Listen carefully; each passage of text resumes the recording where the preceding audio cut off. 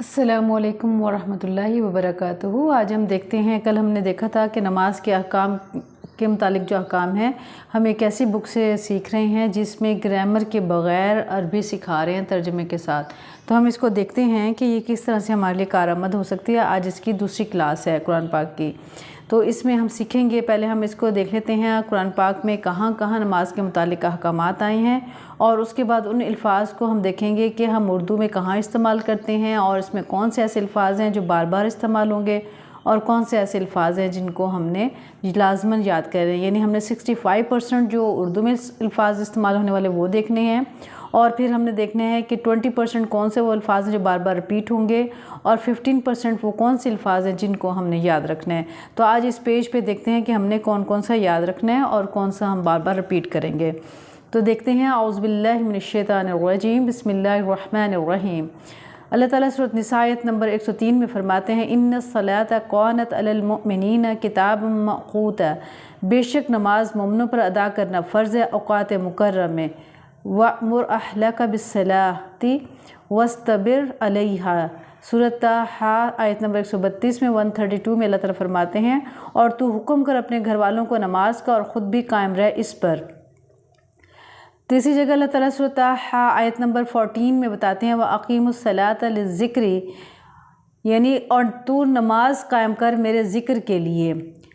फिर नंबर 4 है, व अक़ीमुस्सलाता वला तकूनु मिनल मुशरिकीन, सूरह रूम में आयत नंबर 31 में अल्लाह ताला फरमाते हैं, और तुम नमाज कायम करो और मत बनो मुशरिकों में से। नंबर 5, फ़ी जन्नात, ये देखें यहाँ पे किफ़ लगा हुआ, यानी अपने यहाँ पे रुकना है। फ़ी जन्नात यतसाअलून अनिल मुजरिमीन मा सअलकुम फ़ी सक़र क़ालू लम नकू मिनल मुसल्लीन, जन्नतों में वो सवाल करेंगे मुजरिमों से, किस चीज़ ने दाखिल कर दिया तुम्हें जहन्नम में। वो कहेंगे हम ना थे नमाजियों में से। नंबर 6, तो नंबर 6 में देखते हैं, फ़वाइलुल लिल मुसल्लीन अल्लज़ीना हुम अन सलातिहिम साहून, बस हलाकत है इन नमाजियों के लिए जो वो अपनी नमाज़ों से गाफिल हैं। तो अल्लाह ताला ने कितनी जगह देखें फरमाया है कि नमाज कायम करें, वक्त की पाबंदी के साथ करें, और जो नमाज नहीं पढ़ेगा वो अपना ठिकाना जहन्नुम में बना ले। अच्छा, अब हम यहाँ पे ये देखते हैं कि वो कौन से अल्फाज हैं जो उर्दू में इस्तेमाल हुए हैं, यानी काले रंग के उर्दू में इस्तेमाल होने वाले लफ्ज़ कौन से, इन पर हम गौर नहीं करते और बस गुजर जाते हैं। अब हम गौर करेंगे कि अरबी के वो कौन से अल्फाज हैं जो उर्दू में इस्तेमाल करते हैं। जैसे अस्सलात, सोमुसलात, सलात व सलाम, मुसल्ला, ये हम उर्दू में इस्तेमाल करते हैं। फिर अला, अलैहा, अलहदा, अललान, अमूम, ये हम अमूमन इस्तेमाल करते हैं। अलमुमिनीन, ईमान, मोमिन, अमन। मौक़ूत, मौक़ूता, वक्त, औक़ात।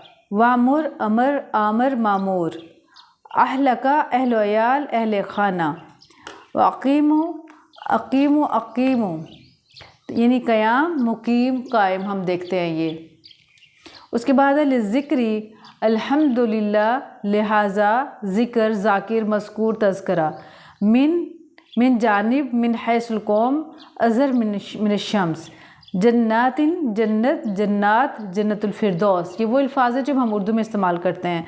ये तसाअलून, सवाल, साइल, मसऊल, सवालात। अल मुजरिमीना, मुजरिम, जुर्म, जराइम। क़ालू, कौल, कायल, मक़ूला, अक़वाल ज़री। साहून, सहवन, सजदा, सहू, भूलना, गफलत करना, ये वो अल्फाज हैं जो हम उर्दू में इस्तेमाल करते हैं। अब काले रंग में जो अल्फाज हैं ये वो अल्फाज हैं जो उर्दू में इस्तेमाल होते हैं, और इसमें जो नीला रंग है वो बार बार इस्तेमाल होने वाले अल्फाज हैं, और सुर्ख रंग के वो अल्फाज हैं जो नए अल्फाज हैं जो हमने याद करने हैं। अब देख लें, इस तमाम पेज में हम देख लेते हैं वो कौन से अल्फाज हैं। देखिए, इन्नस्सलाता कानत, सलात की जितनी भी इसमें ब्लैक कलर के लफ्ज़ हैं वो सब के सब हम उर्दू में इस्तेमाल करते हैं। इसमें देखें जो नीले हैं वो बार बार इस्तेमाल होंगे, बेशक उर्दू में इस्तेमाल नहीं होते, बार बार इस्तेमाल होने की वजह से वो हमें याद हो जाएंगे। अब देखें, रेड कलर के जो अल्फाज हैं वो हमने नए हैं जो हमने याद करने हैं। अब ये देखें इस सफ़े पे कितने हैं जो हमने लफ्ज़ याद करने हैं, सिर्फ एक, ये रेड कलर का, वस अस्तबिर, ठीक है, कायम रह, ये वाला।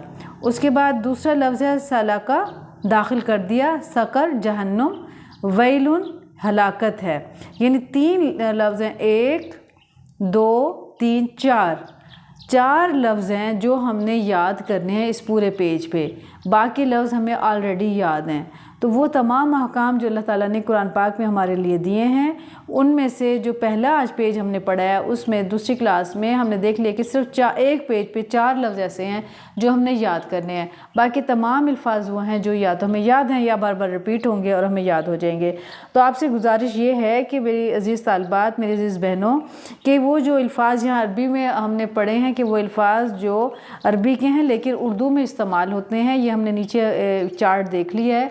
तो इसको जो है ना याद करना है। वीडियो को रोक के तवज्जो से गौर से देखें और वो कौन कौन सी चीज़ें हैं जो हम लफ्ज़ हैं जो हम बोलते हैं लेकिन वो अरबी में भी बोले जाते हैं। तो ये बहुत आसान तरीका है, इसमें ग्रामर की भी हमें ज़रूरत नहीं है और ग्रामर के बगैर ही हम बेहतरीन पढ़ सकते हैं। तो अल्लाह ताला हमें इल्म के साथ अमल करने की तौफीक और सआदत नसीब फरमाए, पक्का सच्चा मुसलमान बनाए, आमीन या रब्बुल आलमीन। अच्छा, आप सबसे एक गुजारिश ये भी है कि क्योंकि ये काम पढ़ना पढ़ाने वाला काम सदका जारिया का काम है, आप ये चीज़ जो है ना, जो वीडियोज़ हैं ख़ुद देखने के बाद अपने दोस्त अहबाब रिश्तेदारों सहेलियों से भी शेयर करें ताकि आप इस सदका जारिया में आप भी शामिल हो सके। इससे आपको भी सवाब मिलेगा, मुझे भी सवाब मिलेगा, हमारा इल्म भी ताज़ा रहेगा।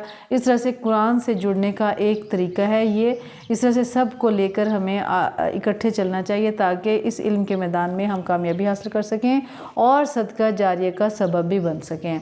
अस्सलामु अलैकुम व रहमतुल्लाहि व बरकातुहू।